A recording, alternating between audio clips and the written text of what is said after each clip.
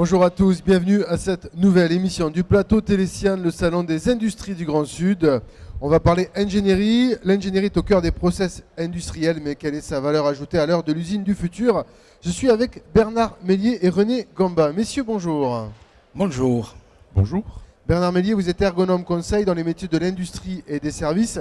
Vous êtes également administrateur de la chambre régionale du syndicat ergonomie au sein de la fédération Sinov. René Gamba, vous êtes chef d'entreprise, président de la commission développement durable au sein de la fédération Sinov. Je rappelle que Sinov, c'est la fédération des syndicats des métiers de l'ingénierie, du conseil et du numérique, avec notamment en votre sein évidemment pas mal de sociétés de services informatiques.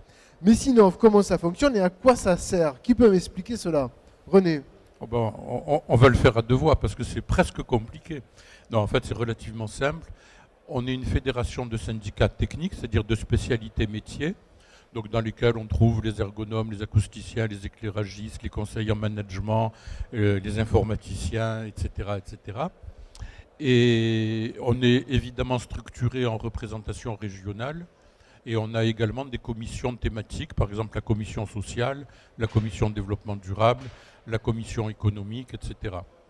Très bien. Alors Bernard, si on doit regarder les différentes commissions, qu'est-ce que vous faites finalement dans ces commissions et particulièrement sur la vôtre?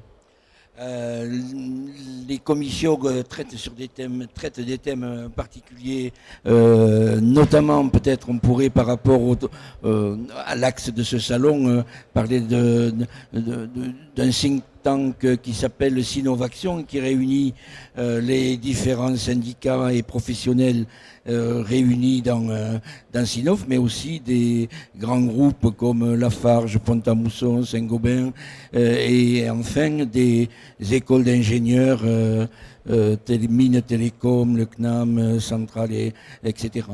Très bien, donc vous êtes là pour réfléchir finalement sur les métiers, la place de l'ingénieur et de l'ingénierie dans ces métiers-là également. Alors nous sommes aujourd'hui dans le cadre du Salon Sian, le salon de l'industrie du futur, c'est une thématique forte, mais aujourd'hui qu'est-ce que ça suppose pour les métiers de l'ingénierie? La première chose peut-être, c'est de considérer que dans la conception de dispositifs nouveaux qui caractérisent la période actuelle, aussi bien dans la conception des dispositifs de production des produits et de services, ou bien de production de biens d'usage des bâtiments, etc., la prise en compte dès le début de l'usage futur ou de l'activité du travail futur des personnes qui vont utiliser ces dispositifs, cette prise en compte initiale est indispensable pour faire des choses qui soient adaptées aux besoins qu'elles sont censées satisfaire. Très bien. René?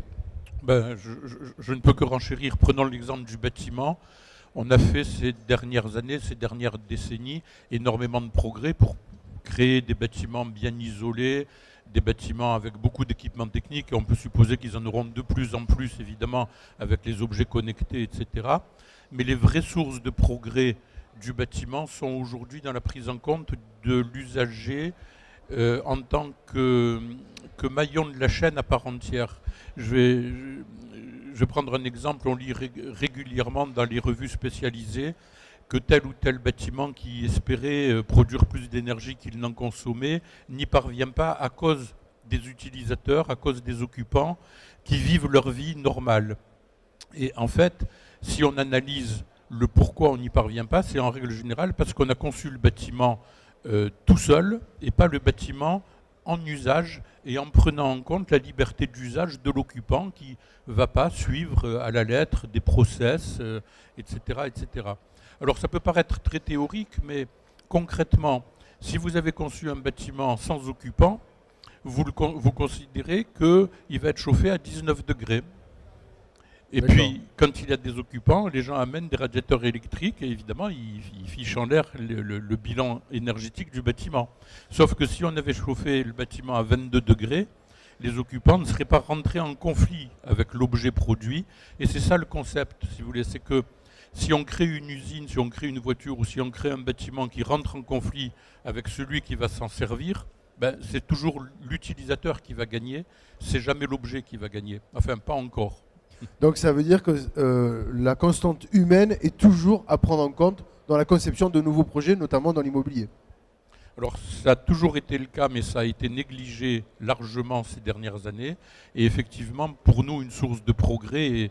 Et je pense que l'ingénierie du futur et l'usine du futur ou le bâtiment du futur, ce sera justement le fait de prendre en compte l'humain à tous les maillons de la chaîne.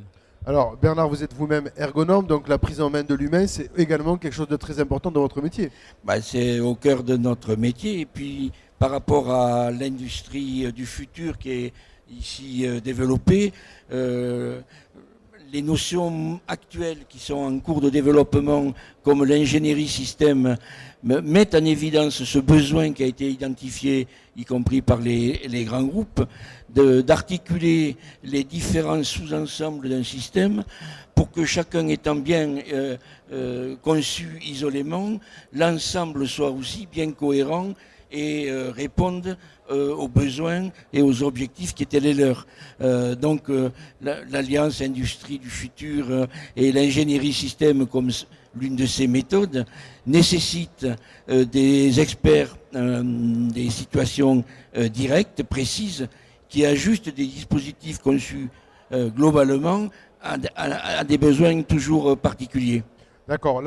Une des notions importantes quand on évoque évidemment ces thématiques, c'est la notion de proximité également.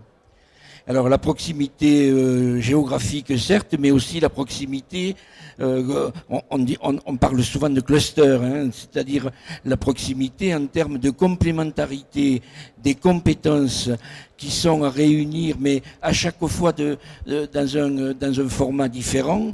Donc la diversité des compétences à réunir pour répondre aux besoins précis, ce qui justifie le développement de collaboration, de coopération entre des PME, TPE de notre branche, y compris dans les plus grands projets avec des grands groupes.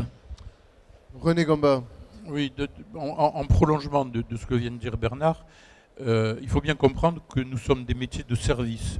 C'est-à-dire qu'il faut qu'on comprenne parfaitement quel est le problème, quel est l'enjeu, quelles sont les contraintes, etc. de notre client, de façon à y répondre au plus près, de nouveau cette notion de proximité, de ce qui le préoccupe, et qu'il ne formule pas toujours en langage clair.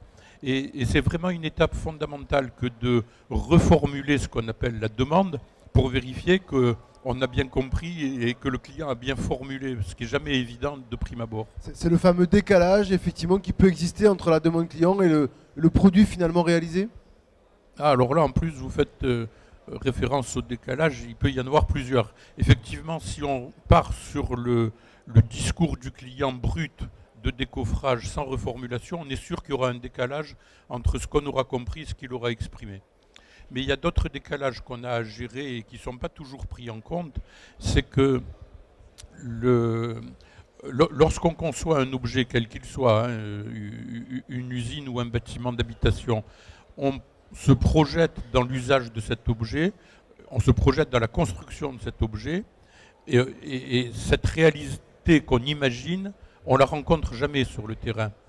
C'est-à-dire qu'il faut d'entrée de jeu mettre en place des processus qui prennent en compte le fait qu'il y aura des décalages entre ce qui est prescrit, ce qui est imaginé, et ce qui est réalisé et ce qui est vécu. Et si on ne prend pas cette précaution méthodologique, on constate les décalages trop tard, on les vit comme des échecs, alors qu'en fait ils sont inévitables, et justement comme ils sont inévitables, il faut les gérer. D'accord, donc c'est ce que fait notamment la Fédération Sinov. Elle réfléchit à toutes ces problématiques métiers d'ingénierie pour éviter justement d'avoir trop de décalage entre les réalisations et les conceptions. L'un des points essentiels, c'est de concevoir des dispositifs de production, de services, d'habitat, qui soient non seulement adaptés, mais aussi adaptables, parce qu'un besoin clairement formulé à un moment va bouger au cours du temps, et si on n'a pas conçu un dispositif suffisamment flexible, adaptable, eh bien on va très vite avoir quelque chose qui devient obsolète. Donc être capable de comprendre aujourd'hui quelle est la réalité pour définir quels sont des besoins, les réaliser en ayant en tête que tout ceci va bouger au cours du temps, et puis avec les technologies qui se développent, est essentiel pour adapter des concepts très généraux à des réalités toujours particulières. Et alors effectivement, la Fédération Sinov applique, si j'ose dire, à elle-même, dans son processus d'organisation syndicale, le même concept, à savoir, on observe que les confrères, les consoeurs sur le terrain ont une certaine pratique. On observe aussi que les technologies, les demandes évoluent. Et le travail de l'organisation professionnelle, c'est d'essayer de diminuer cet écart entre la pratique d'aujourd'hui et celle que nous aurons demain. Très bien, messieurs. Donc, si on veut plus d'informations sur les actions de la Fédération Sinov, on va évidemment cliquer sous le lien qui se trouve sous cette vidéo. On vous retrouve également dans le cadre des rencontres de l'ingénierie que vous co-organisez. Généralement, c'est toujours au premier trimestre de chaque nouvelle année à Toulouse. Merci encore pour vos témoignages et vos informations. Merci et à bientôt sur Twitter. Et à bientôt. À bientôt.